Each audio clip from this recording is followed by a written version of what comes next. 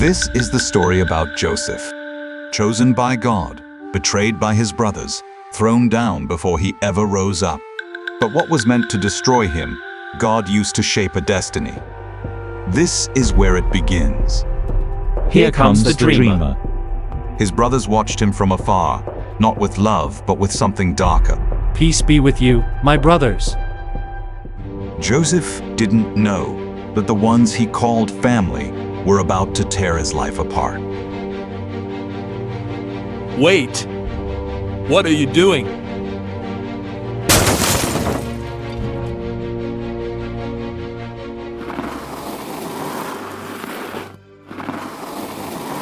Left in a pit, alone, his cries vanished into the dry air.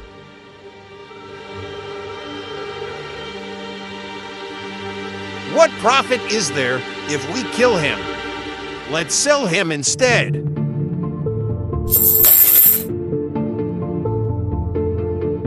Please, I'm your brother.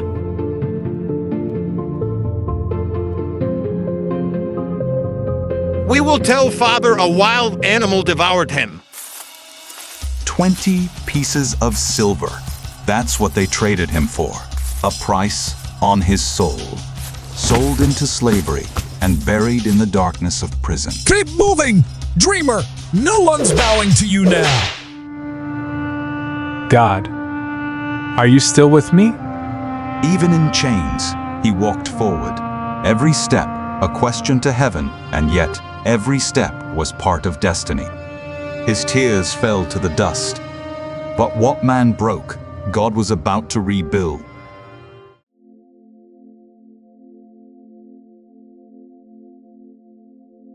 Joseph, from rejection to restoration, a timeless story of perseverance, faith, and divine timing.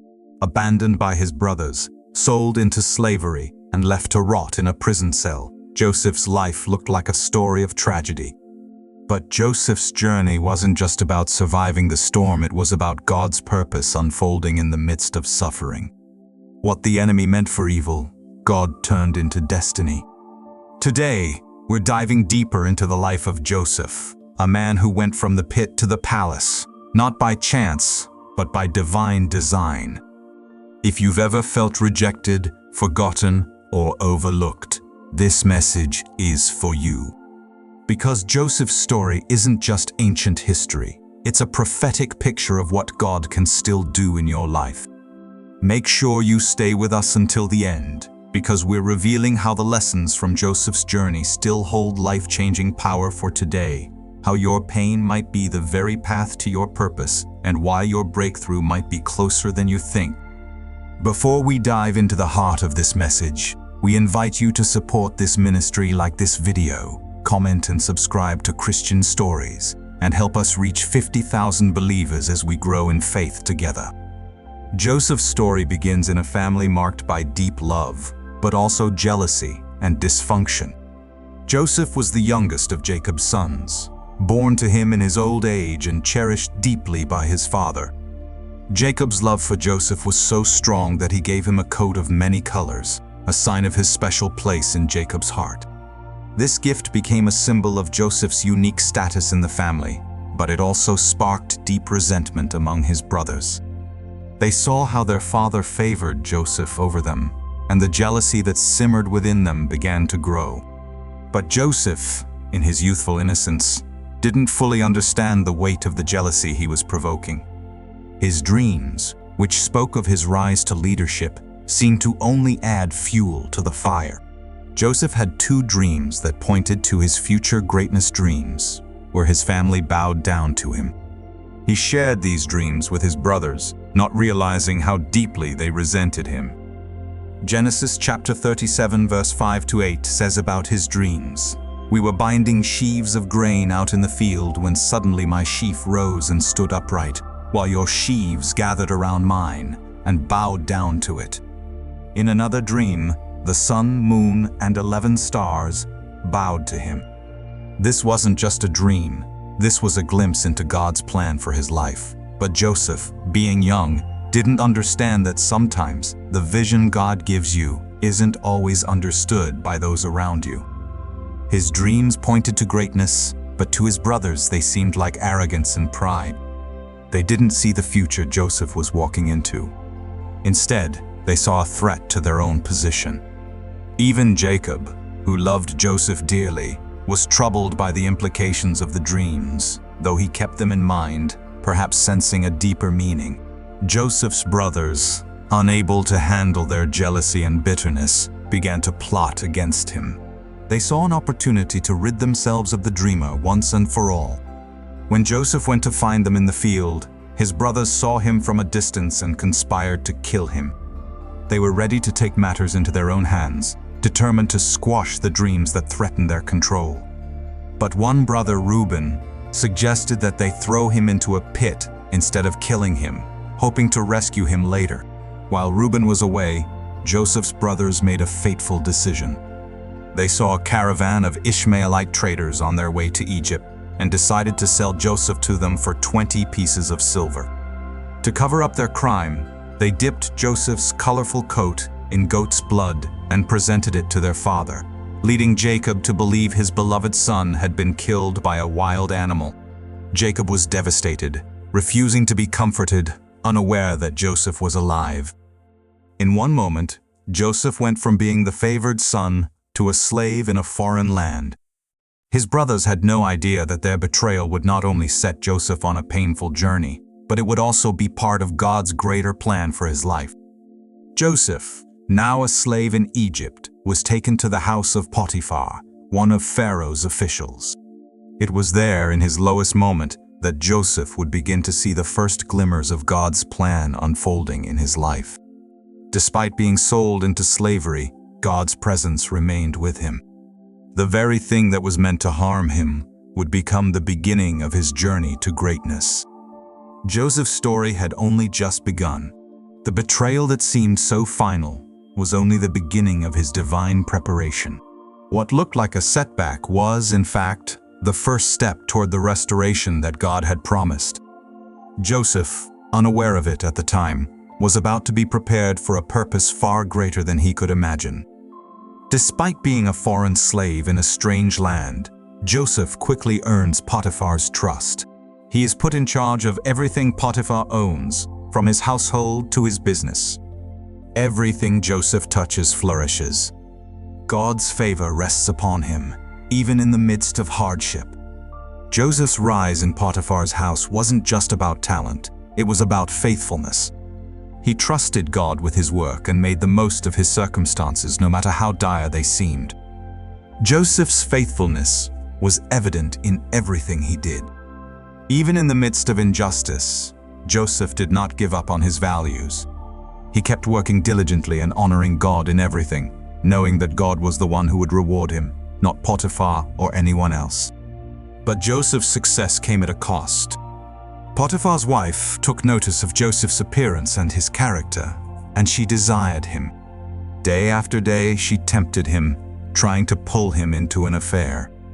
But Joseph remained firm in his integrity, knowing that to sin against her and Potiphar would be to sin against God.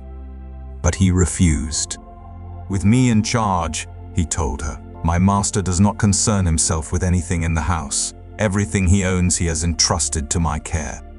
No one is greater in this house than I am. My master has withheld nothing from me except you because you are his wife. How then could I do such a wicked thing and sin against God?" Joseph's response reveals his character and faith. Even when no one was watching, Joseph honored God. He saw this temptation not just as a sin against Potiphar, but as a sin against God himself. When Potiphar's wife grew frustrated by Joseph's resistance and found herself rejected, she falsely accused him of attempted assault, leading to his imprisonment. Once again, Joseph's integrity had cost him. Potiphar, enraged by the false accusation, threw Joseph into prison. It seemed like a cruel twist of fate for a man who had done everything right. But even in prison, Joseph remained faithful, knowing that God was with him no matter where he was placed. In prison, Joseph's faithfulness remained unchanged. He wasn't defeated by his circumstances. Even there, God's favor was upon him. Joseph earned the trust of the prison warden and was put in charge of all the prisoners, overseeing their work and managing the entire prison. Through Joseph's faithful service, even in the darkest of places, God was setting the stage for his promotion. Joseph had learned the hard lessons of integrity, trust, and faithfulness. Now, God was preparing him for what would come next. While Joseph is in prison, still far from his dreams of greatness, he encounters two of Pharaoh's officials, the cupbearer and the baker, who have been imprisoned for offending Pharaoh. One night, both men have disturbing dreams, and they wake up distressed, unsure of what their dreams mean. Joseph, noticing their distress, approaches them and asks why they are so troubled. The cupbearer and baker share their dreams with Joseph, explaining that they are troubled because no one can interpret them. This moment presents a significant opportunity for Joseph to use the gift that God had given him. Even though Joseph is in prison, he knows that God's purposes are still at work, and he remains faithful to his calling. Joseph doesn't take credit for the ability to interpret dreams. He acknowledges that it is God who gives the interpretation.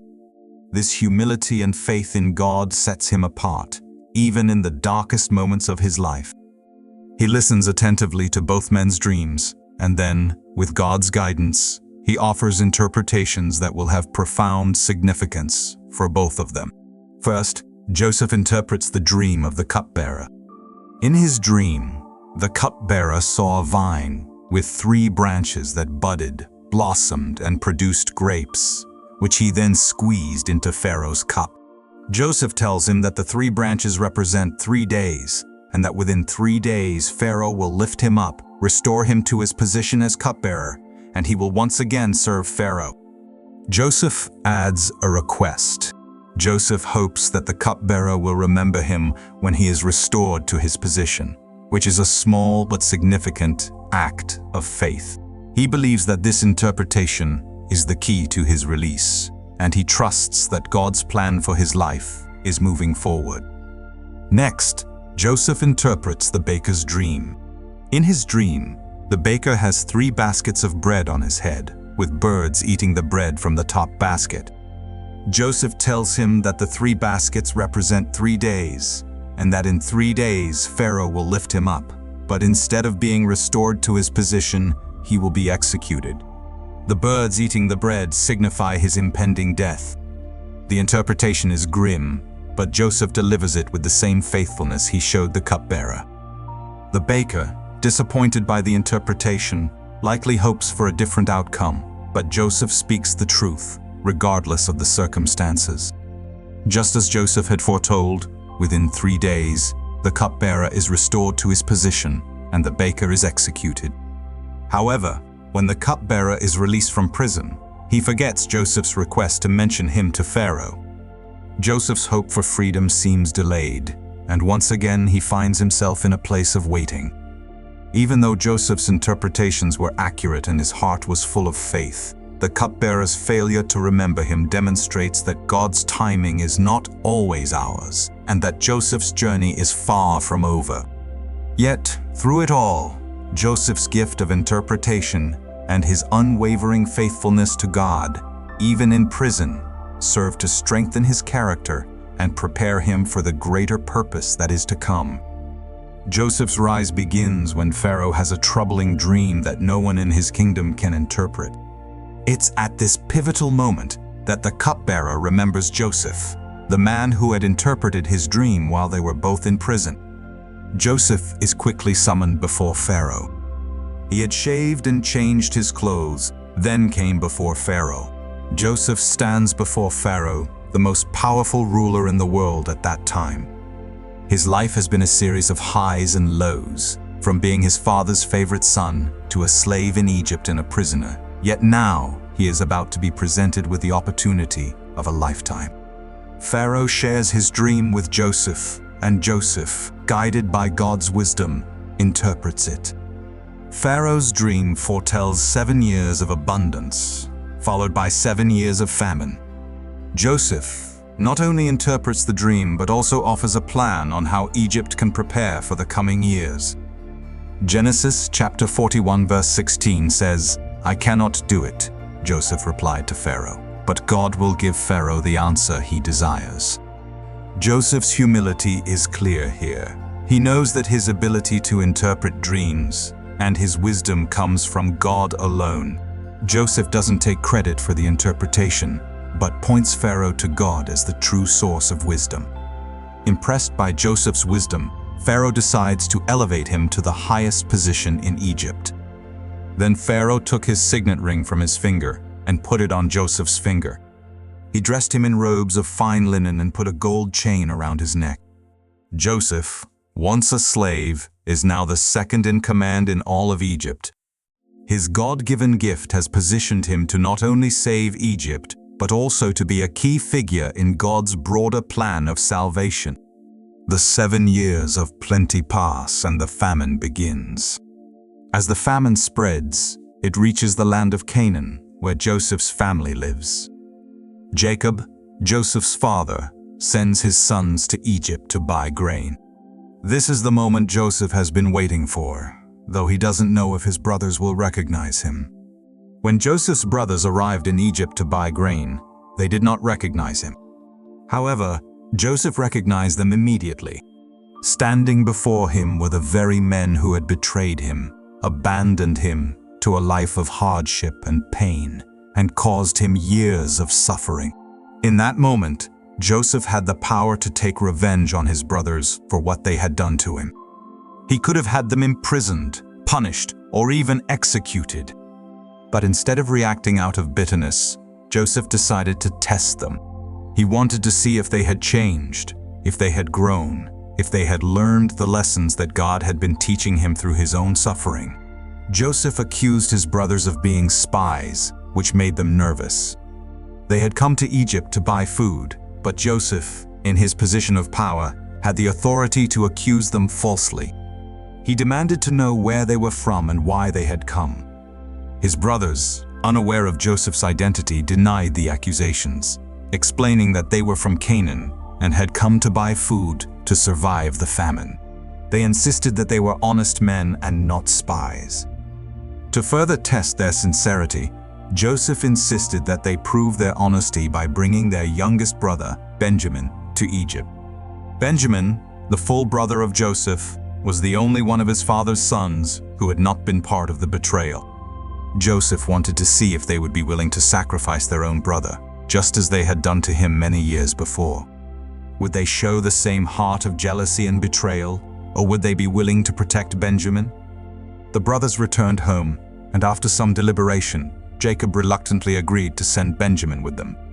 He feared losing another son, but the famine was severe, and they had no choice. When the brothers returned to Egypt with Benjamin, Joseph's heart was stirred as he saw his brother, but he maintained his role as a ruler and continued testing them. He had them all seated for a meal, and Joseph secretly ordered that Benjamin's portion be served to him in greater quantity to see how the others would respond. Joseph watched as his brothers noticed Benjamin's special treatment. Would they react with jealousy, as they had when Joseph had been favored by their father? But instead of resentment, they acted with care and concern for Benjamin, showing no signs of the jealousy that had once consumed them. They had changed. Joseph then staged one final test. He secretly planted his silver cup in Benjamin's sack, then sent his men to arrest them for theft. When the cup was found, the brothers were horrified, and Joseph declared Benjamin would stay as his slave. But this time, things were different. Judah stepped forward and pleaded for Benjamin's freedom, offering himself in his place. That act of self-sacrifice shattered the past. Joseph saw their hearts had changed, and he could no longer hold back. Joseph's heart softened, and after several tests, he finally revealed his true identity to them. He could no longer hide his emotions, and as the truth came pouring out, the brothers were stunned, terrified, and speechless. Genesis chapter 45 verse 3 says, Joseph said to his brothers, "I am Joseph. Is my father still living?" But his brothers were not able to answer him because they were terrified at his presence. In this moment, Joseph has the opportunity to take revenge for all that they did to him, but instead he chooses grace and forgiveness. He reassures them, explaining that God had used their betrayal to position him for a greater purpose. Joseph saw God's hand at work in the entire situation. His brothers had meant it for evil, but God had used their actions to position Joseph in a place of authority where he could save not only Egypt, but also his own family and the people of Israel. Joseph's choice to forgive and his ability to see the divine purpose in his trials exemplified true faith and humility. He could have let bitterness consume him, but instead he chose to forgive and to honor God's plan, even when he was wrong. In doing so, Joseph not only restored his relationship with his brothers, but also played a pivotal role in the survival of the people of Israel. Joseph's ability to forgive and his perspective on God's sovereignty changed the course of history. His life is a powerful reminder that God can turn even the worst situations into opportunities for his glory and the good of his people. Joseph did not let the pain of his past dictate his future. Instead, he trusted that God's purposes were bigger than any offense. His journey shows us that forgiveness and faithfulness to God's plan, even in the midst of betrayal and suffering, can lead to greater restoration, not just for us, but for those around us. Joseph's family moves to Egypt, where they are provided for during the remaining years of the famine. Pharaoh honors Joseph's family, giving them the best land in Egypt, and Joseph's dream of leadership is fulfilled not just for him, but for his entire family. Joseph's restoration is complete. What was meant to break him, God used to bring salvation not just to Egypt, but to Joseph's family, and ultimately to God's chosen people, the Israelites. As Jacob dies and Joseph's brothers fear that he will now take revenge for their betrayal, Joseph reassures them. He speaks to them about God's sovereign plan, emphasizing that their actions, though wrong, were part of God's greater purpose. Joseph's perspective has shifted. What once was bitterness has turned into a testimony of God's faithfulness and sovereignty. He has seen firsthand how God can take the most painful experiences and use them for his glory and the good of others. Joseph's story is more than history. It's a blueprint for every believer navigating betrayal, pain, and uncertainty today. In a world marked by broken trust, wounded relationships, and deep injustice, Joseph shows us how to respond not with bitterness, but with belief in God's greater plan. First, Joseph teaches us the power of forgiveness. He didn't excuse the evil done to him, but he chose not to let it define him. Forgiveness, in God's kingdom, is not a sign of weakness, but a bold step of obedience. It breaks the cycle of resentment and frees us to walk in healing. In forgiving his brothers, Joseph chose purpose over pain. He reminds us, you don't need an apology to release someone, you need faith in a God who sees and restores. Second, Joseph's unwavering trust in God's sovereignty is a call to every believer. Though sold, forgotten, and falsely accused, Joseph never lost sight of who was ultimately in control.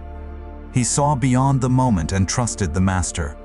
In your own trials, whether personal, professional, or spiritual, God is not absent. He is aligning every detail for his glory and your growth. Nothing is wasted in his hands. Third, Joseph's suffering had a redemptive purpose. It wasn't just about his elevation. It was about saving lives. Your pain may feel private, but God often uses personal suffering for public restoration. The very thing that wounded you may become the reason someone else finds hope. Your scars can be someone's roadmap to healing. Finally, Joseph's decision to forgive didn't just bring personal peace, it brought family restoration. He became an agent of reconciliation. In a divided world, God is still calling his people to be bridge builders. Like Joseph, your faith and forgiveness can become the starting point for healing far beyond yourself. So today, no matter where you are in the pit, in the process, or in the palace, remember, God is working. Let Joseph's life remind you that obedience matters, forgiveness frees, and trust in God will never be wasted.